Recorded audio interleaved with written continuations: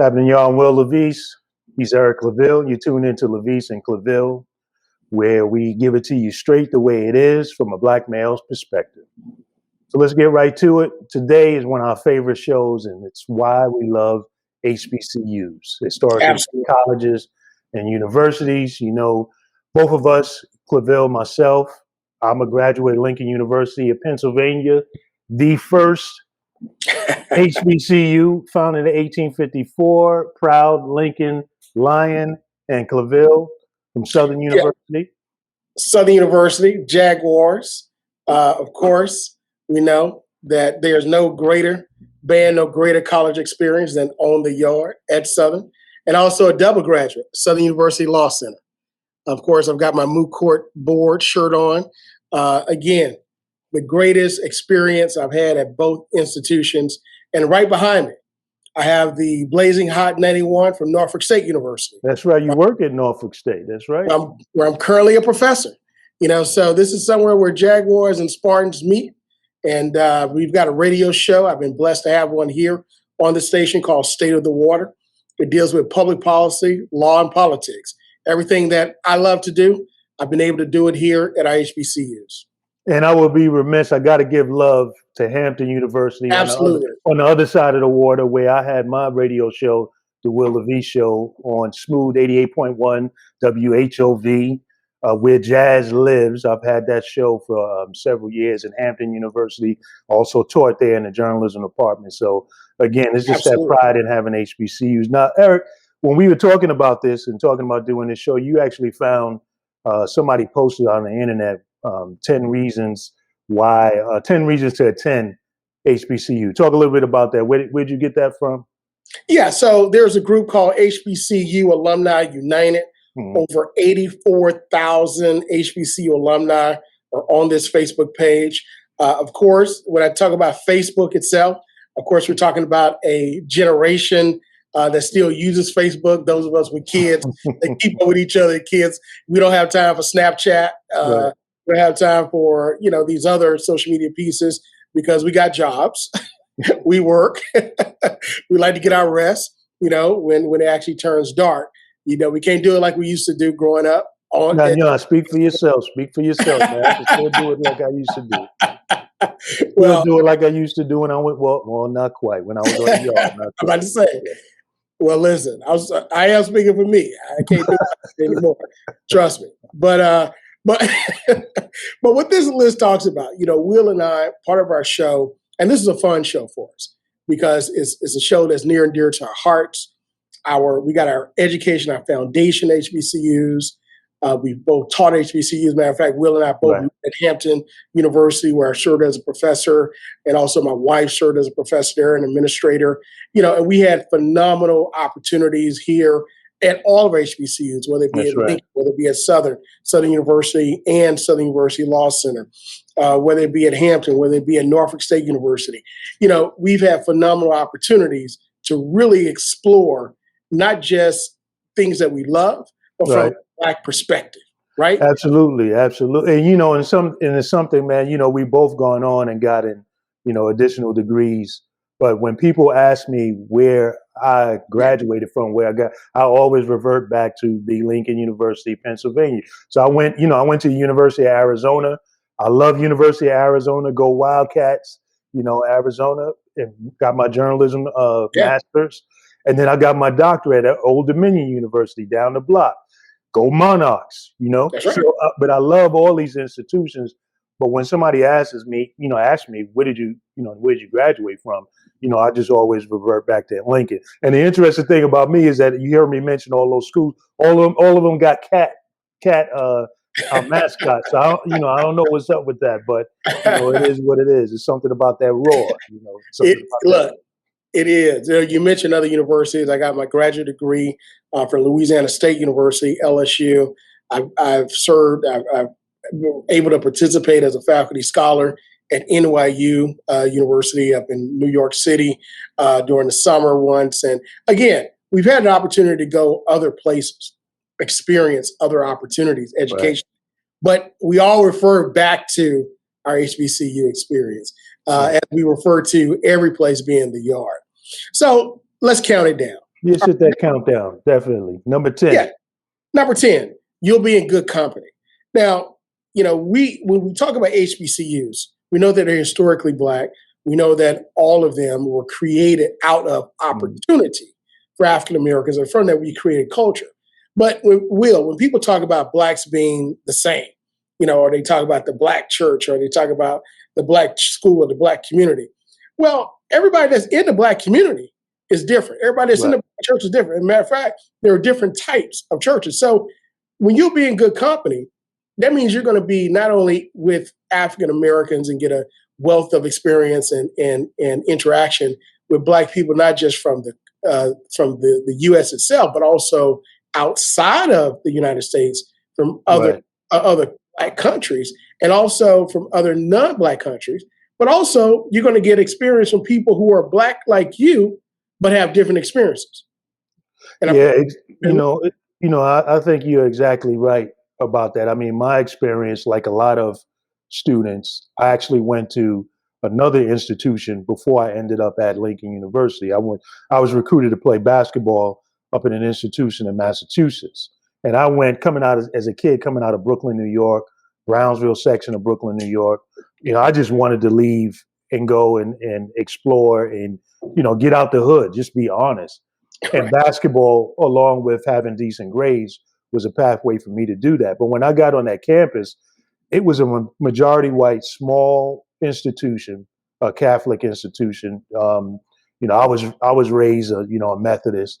There was so many different differences, but the biggest difference was that there was like maybe 15 Black students on campus, and 11 of us was on the basketball team, and it was only 2 Black women on the campus.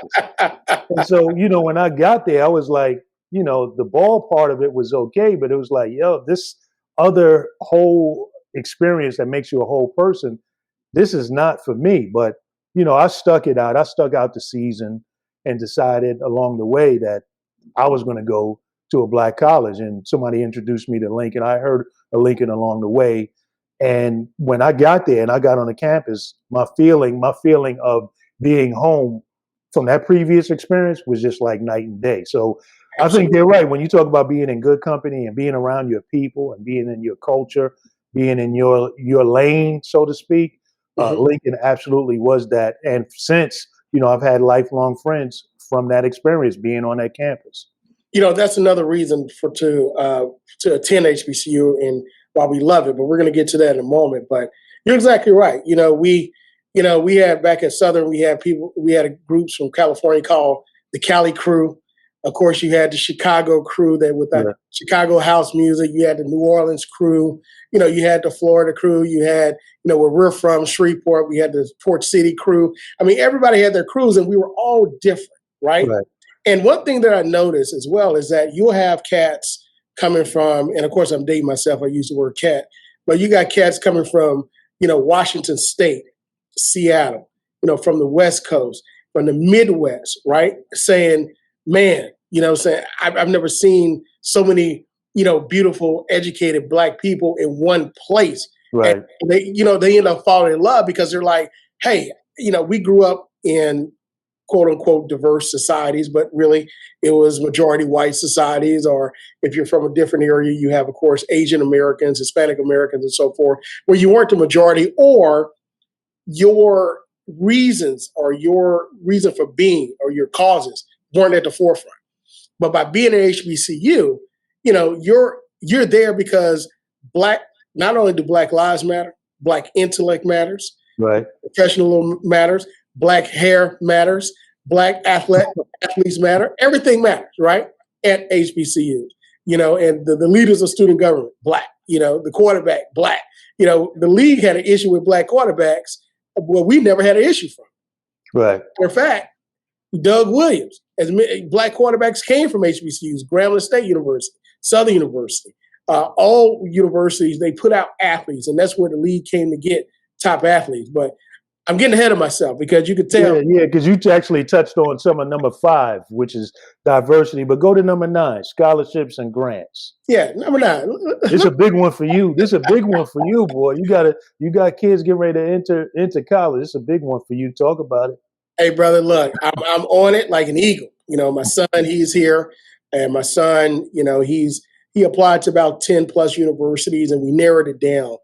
And one thing that my wife and I decided a long time ago is, I'm a compulsive planner. I take copious notes. So Right. I found out my wife was pregnant. I started planning their lives out to 25, right? Things that we would expose them to. And part of that was savings, right? So everybody starts a college saving plan. Well, brother, let me tell you, $25 a month don't go a long way, even with compound interest. No, not in this economy at all. I don't think it went a long way in the 80s or the 70s, but it's certainly not going a long way now. Absolutely not. And the fortunate thing about it is that even my wife and I, we were fortunate enough to work together, both at Southern University Right. and Hampton University. So we've always been together working on campus for really the majority of our lives together. So I started to see the cost of education go up, brother. And I told my wife, I said, look, we could continue saving as we're saving, but we now have to push our kids to start looking for scholarships. And we are fortunate enough to teach a young lady who grew up in Louisiana, poor town. She was a very good student, great parents, father and mother, but they just didn't have the money to send her to college, right? So they told her, baby, if you want to go to college, you got to find a way to pay for it yourself. We'll help you as much as we can. Right. So she started doing in 9th grade. She started writing, a book. She started researching scholarships. Now, this is before the internet. So you Right. have to get that book. Long story short, in 4 years, she accumulated over $100,000 in scholarship money. Now, you're talking about the mid 90s. That's a lot of money, right, to the early 2000s. So now I told my wife, I said, listen, she wrote a book about it. I said, we're gonna do the same thing with our kids. So we started researching what they would like to do, started putting them academically. Secondly, athletics. I told them you got to learn life sports, but also a competitive sport. Right. So they all play golf, they all swim. I exposed them to tennis. And so they said, listen, we want to gravitate toward basketball. My oldest son toward golf, and then also the arts. We put them in exposure, Will. And bottom line is, my oldest son plays all 3 saxophones and piano. Our youngest son, he tried the arts as far as that goes. But what ended up happening, But people want to know if you can get scholarships and grants from HBCUs. Look, this is what I'm saying. So when I looked at it from that aspect, Will, I said, okay, so we're going to apply for academic scholarships, Right. catered toward African Americans. We're going to apply for art scholarships in music that are catered toward African Americans. We're going to apply for scholarships in athletics that are catered toward African Americans. So look, I'm here to tell you, he got accepted to Howard University. Excellent. Academic scholarship. He's also in competition to be selected that pays all of it, from room, board, tuition, books, everything.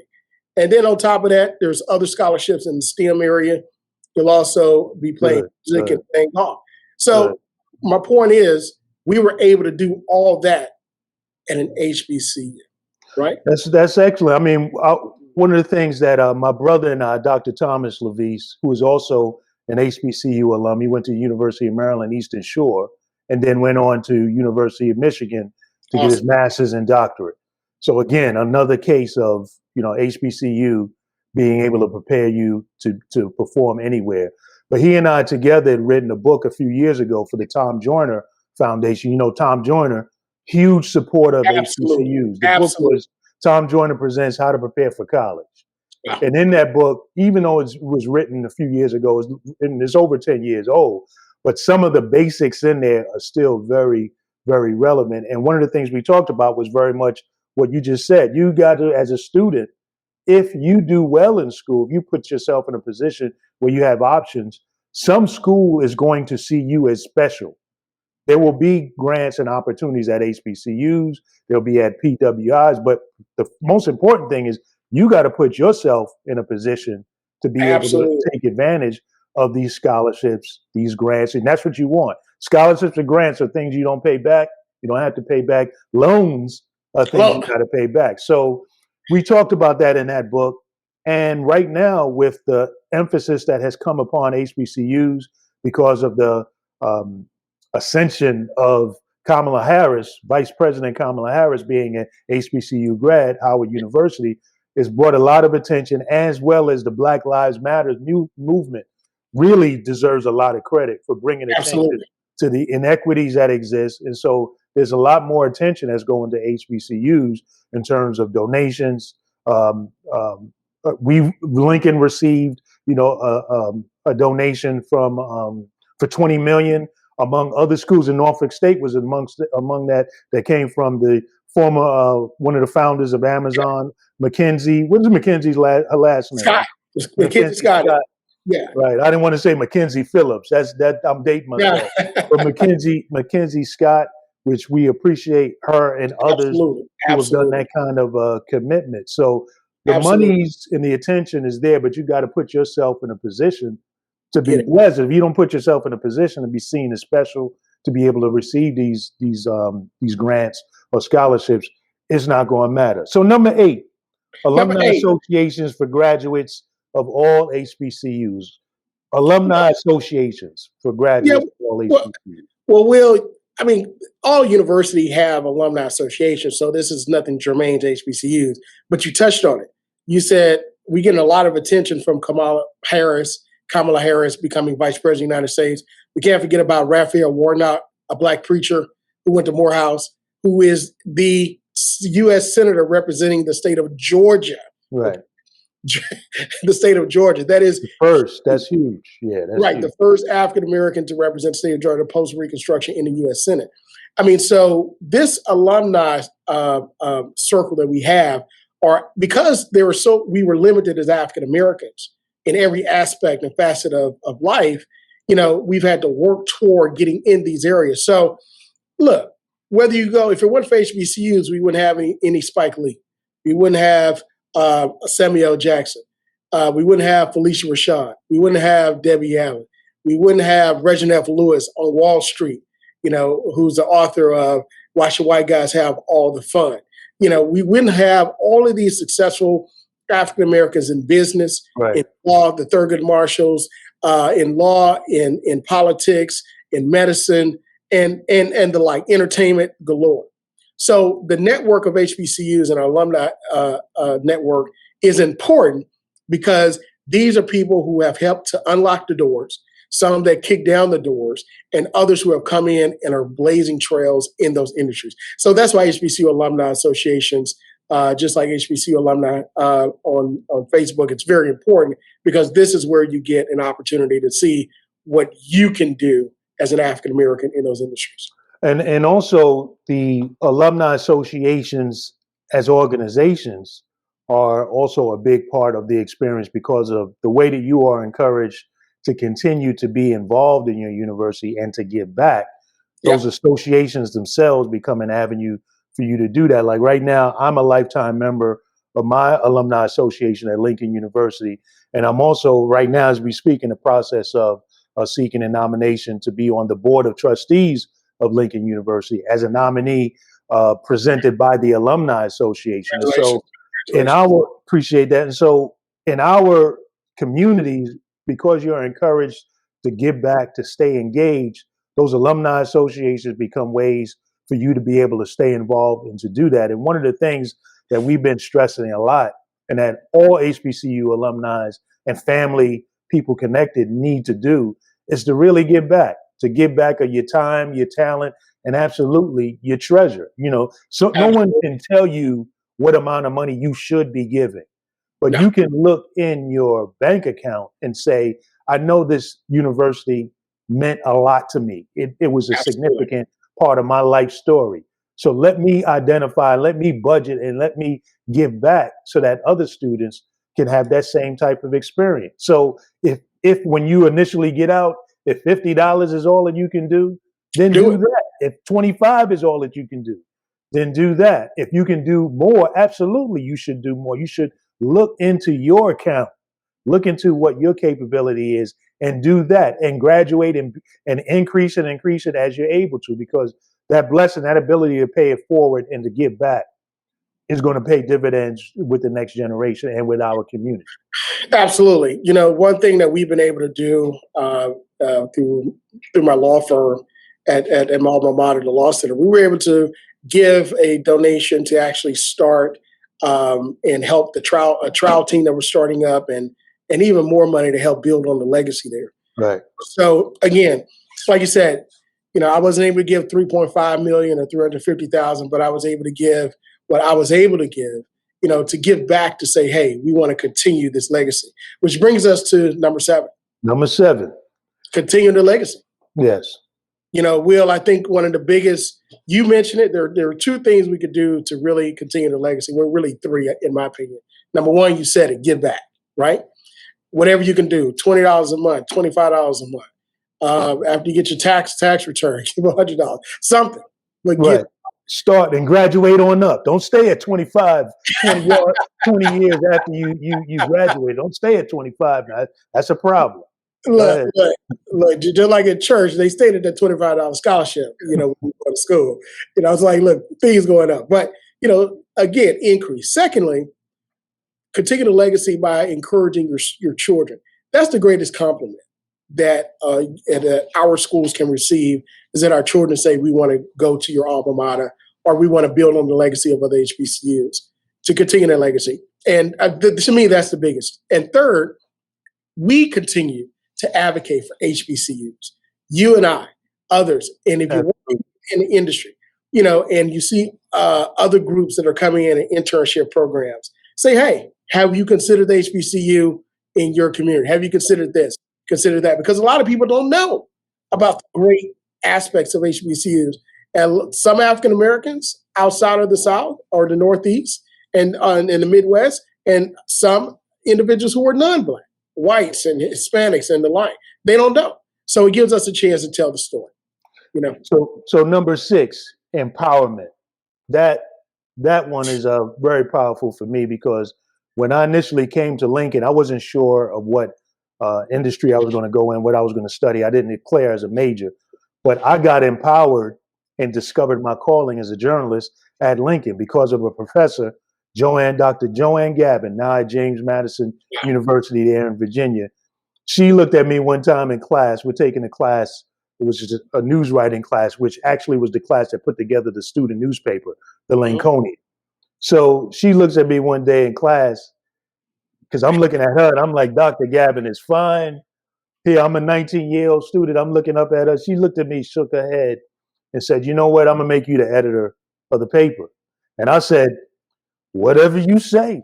Whatever you say, Dr. Gavin. You don't find Dr. Gavin.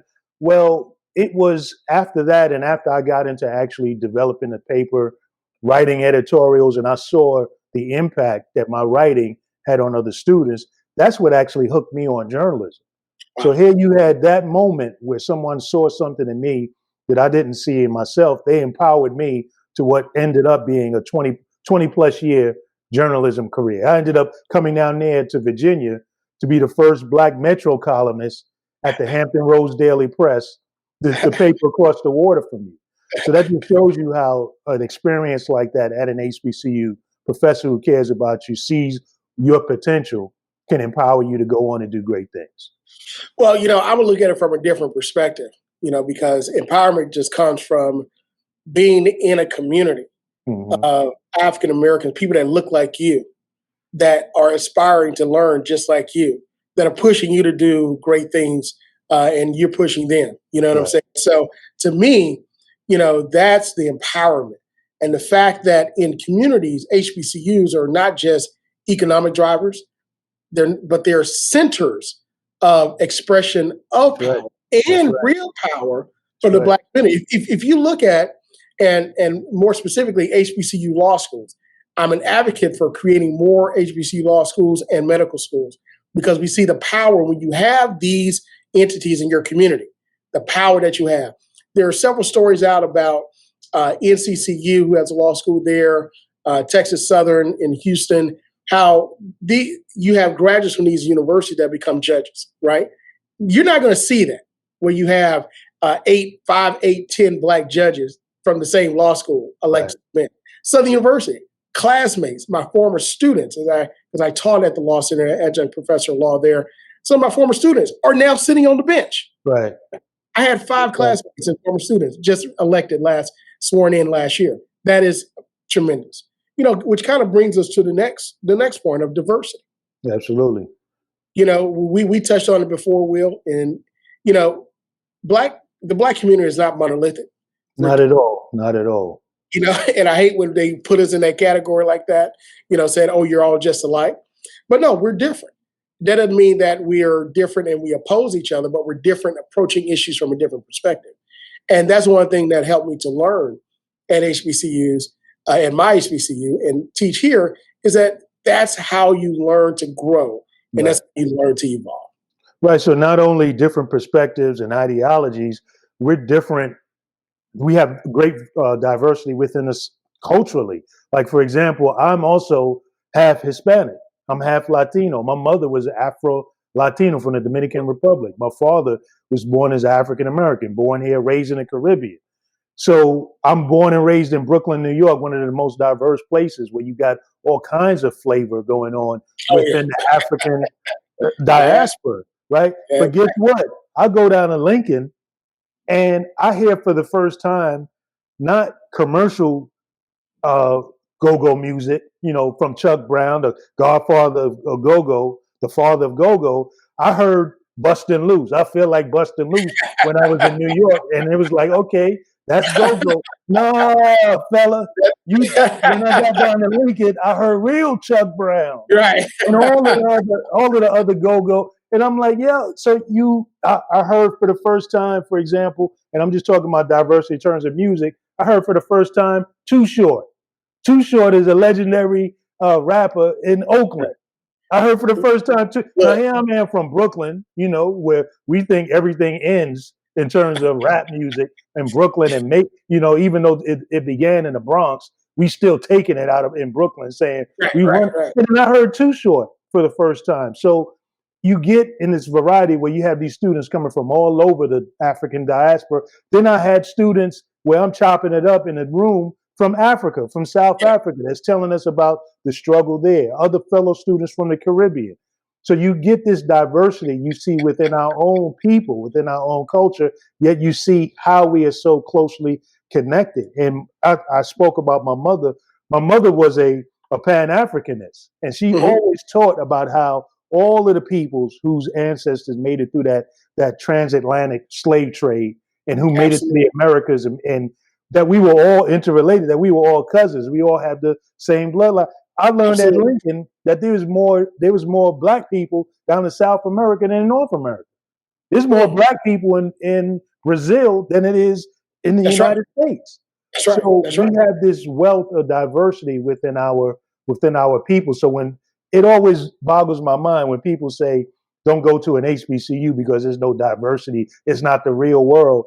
You only hear that from people that don't know anything about HBCUs. Absolutely. And look, we're not even going to talk about HBCUs not preparing for the real world, because this political season, we just saw this, and not just the political season, but we also saw researchers, persons who were involved in research, medical research and so forth, at the forefront, people in the legal environment, charging and leading in social justice and reform.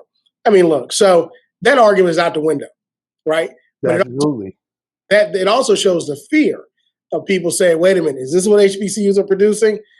There may be a threat here to status quo. But it goes also to number 4, where we talk about a supportive atmosphere.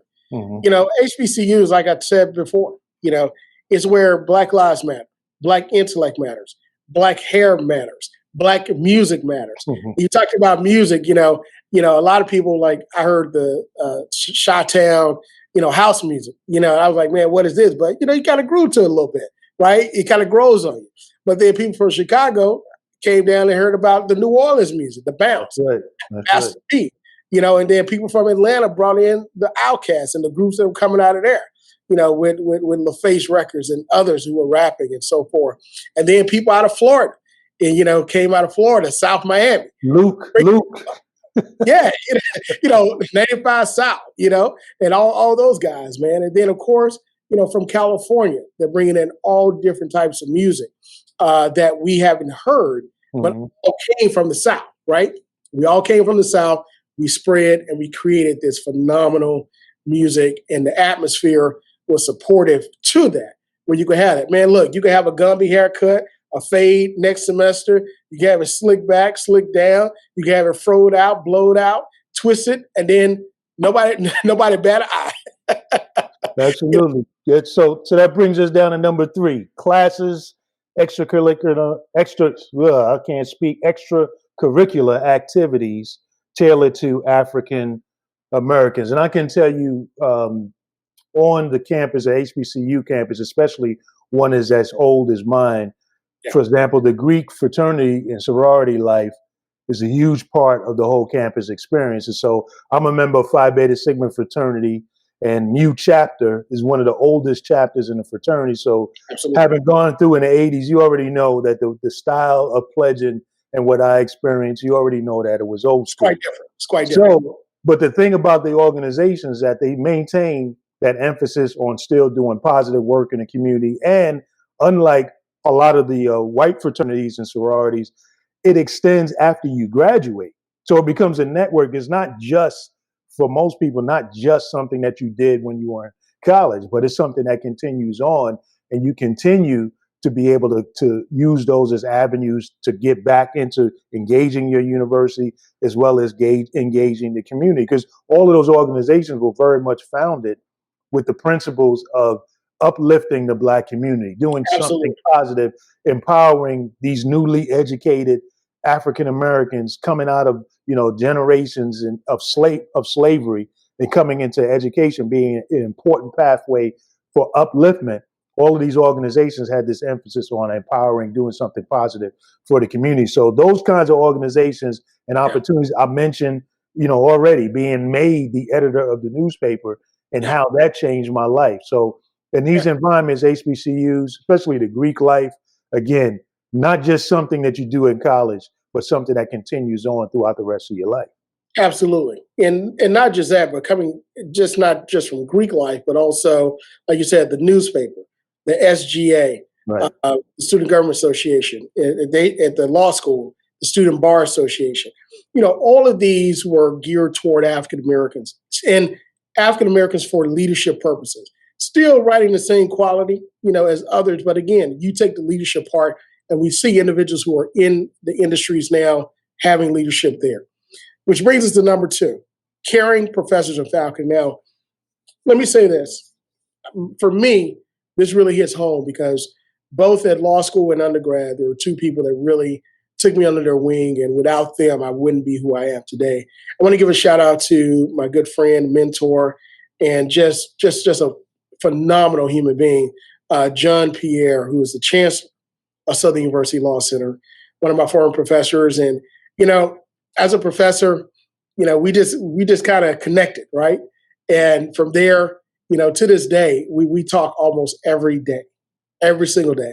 Now, this gentleman here advises people from Washington all the way across to the West Coast. He's the person that everybody calls when they need some advice and things of that nature. Knows everybody, smart as a whip, just brilliant within his own right. And, again, just took me under his wing. And any opportunity that's out there, he exposes it to us. So for him, I wouldn't be an attorney today if it wasn't for him. In undergrad is Dr. LaVeist Saradine. Dr. Saradine became my college mother. When I was slipping in my grades, she pulled me to the side and she laid me out, and she looked like my mother. I'm telling you, she laid me out, brother. And Dr. Saradine was actually Lebanese. And she was over here because she fought in the Civil War in the 80s back in Lebanon. She's passed away now. But when you said, the caring professors, she pushed me to learn about international relations. I created a Model UN organization at the school.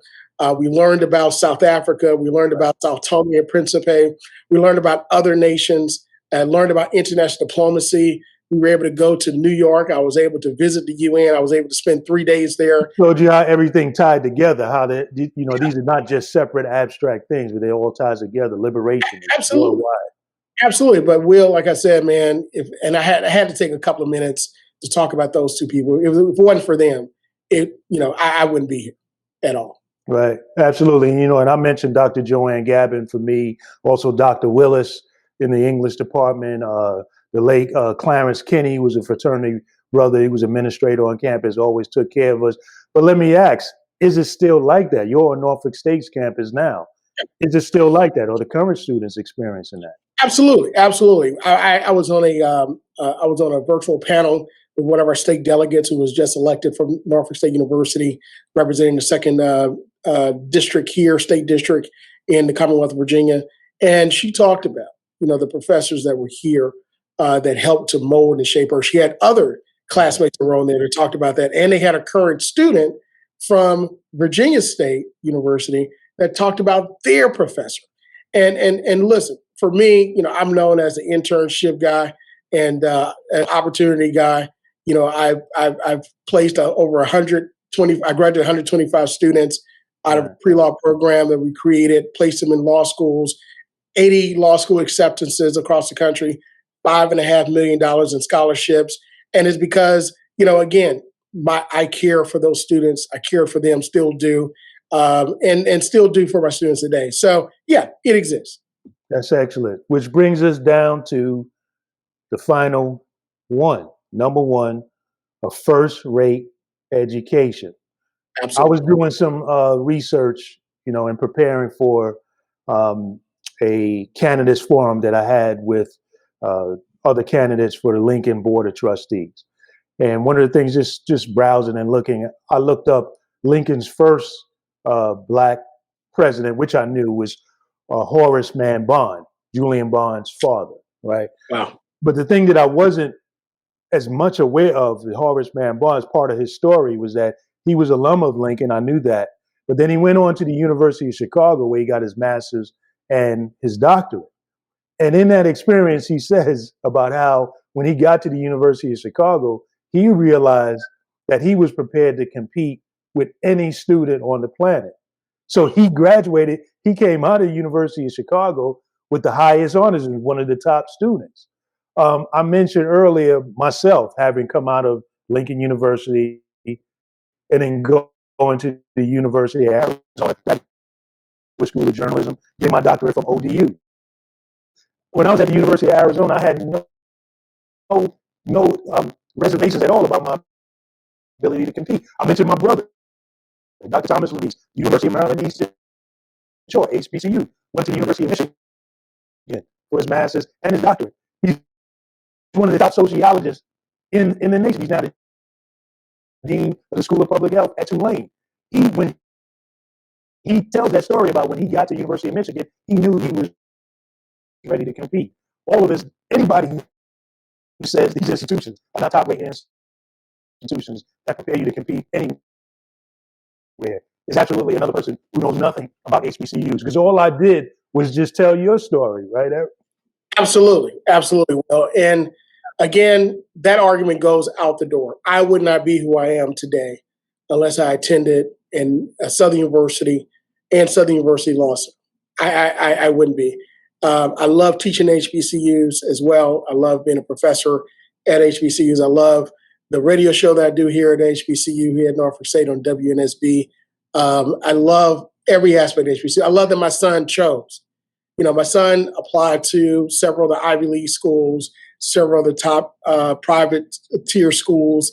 He applied to one of the plus two Ivy League schools, and of course, he applied to his top HBCU, which was Howard University. And when we took him on campus, I took him on campus twice. I said, son, where do you want to go? He said, Howard and nowhere else. I said, you're not going to wait for the decision from Princeton, you're not going to wait for a decision from MIT or the other schools. He said, no, Howard is where I'm going. So it's that type of education, that type of exposure that I believe that, again, we pass on to the next generation and the legacy continues to go for our great schools. I love my HBCUs and support them. Well, look, Will, this was a fun segment. Thoroughly enjoyed it. For all of you out there, continue to follow us. Thank you for your support. Continue to follow us on our social media, whether it be Facebook, Instagram, Twitter, wherever it is, YouTube. Follow us there. And until then, be well.